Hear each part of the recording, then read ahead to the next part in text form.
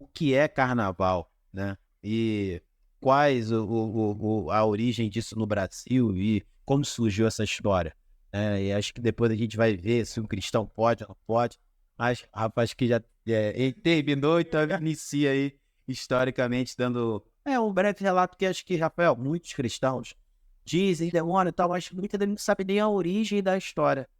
É. Não só Brasil, não, mas fora. Por Uhum. que essa palavra? Por que a gente, né, associa essa questão da carnalidade, né, do ato que as pessoas nesse período estão mais vulneráveis, né, nas suas questões? Carnaval, na verdade, não.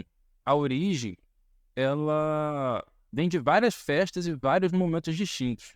É como se uma tradição fosse engolindo a outra até chegar Esse ápice.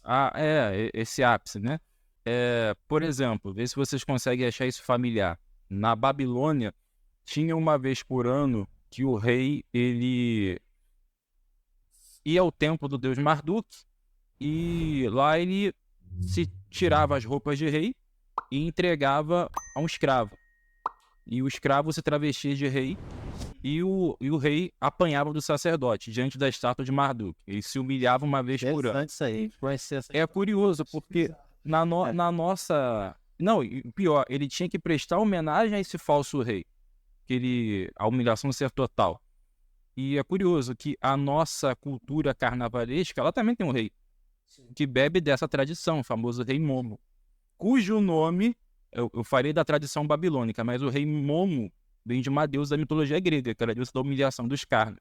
Enfim, também bebe um pouco ali da cultura romana, das Lupercais, que eram festas que aconteciam em fevereiro, no segundo mês do calendário juliano, que estavam ligadas, em certo sentido, à fundação de Roma, mas também eram celebradas com algumas orgias, enfim.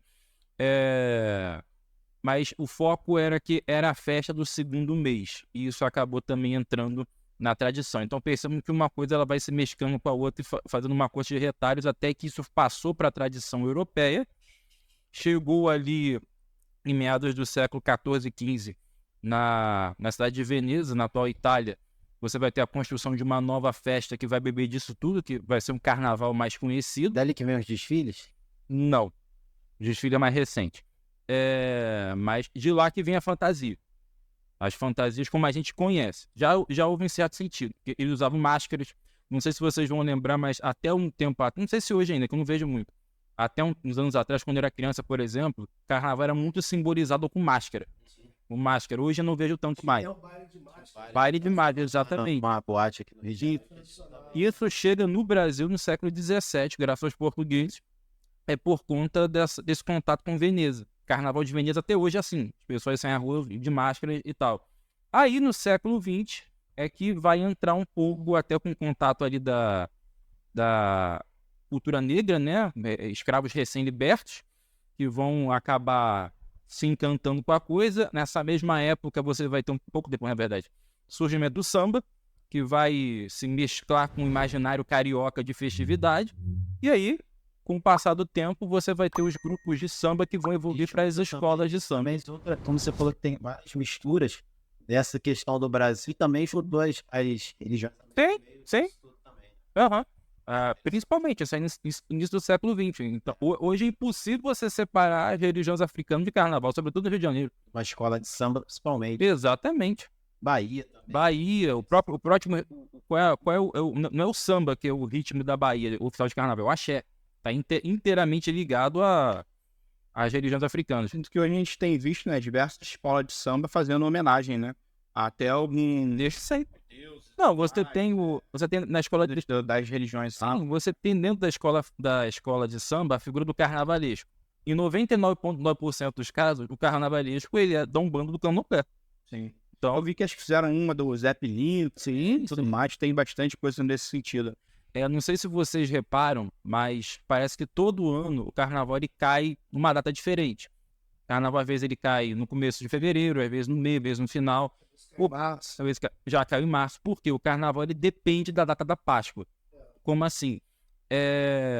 Criou-se na igreja primitiva, e eu estou falando de patrística, século II, III, a prática da quaresma, que é você, nos 40 dias que antecedem a Páscoa, você entrar num clima de abstinência, de meditação, de oração, de jejum, se preparar para a Páscoa, né? Se preparar para o momento da celebração da ressurreição de Cristo. E algumas pessoas cristãs, aqui com todas as aspas, que não eram cristãs de fato, né? A gente percebe como o cristianismo ele entrou na Europa ali no final do Império Romano, que os bárbaros se converteram com todas as aspas possíveis, mas enfim, adotaram aquela religião, mas sem de fato serem cristãos. Algumas pessoas pararam e pensaram, poxa, vou ter que passar 40 dias sem sexo, jejuando, orando, sem comer carne, que é proibido comer carne durante a quaresma. Então as pessoas perceberam que elas vão ter que se automutilar. Elas vão ter que espiritualmente, psicologicamente, até fisicamente se restringir. Então, o que elas pensaram? Poxa, então antes da quaresma, a gente vai ter que tirar uns dias aí para soltar tudo, chutar o pau da barraca. É aí que surge o nosso carnaval moderno, desse pensamento. É por isso que o carnaval está ligado à quaresma, né? O carnaval, no dia seguinte, é quarta-feira de cinza, primeiro dia da quaresma, 40 dias depois, Páscoa. Então, antes disso, antes de me preparar para celebrar a ressurreição de Cristo, eu me vendo ao diabo. Essa é a mentalidade. Chuta o balde e depois corre atrás do Cristo. Exatamente. E será que não tem muito cristão, ou dito cristão, que faz isso? Sabe, infelizmente, não sabe que eu já vi alguns assim na rua, mas ia da igreja. Pois é. Infelizmente acontece,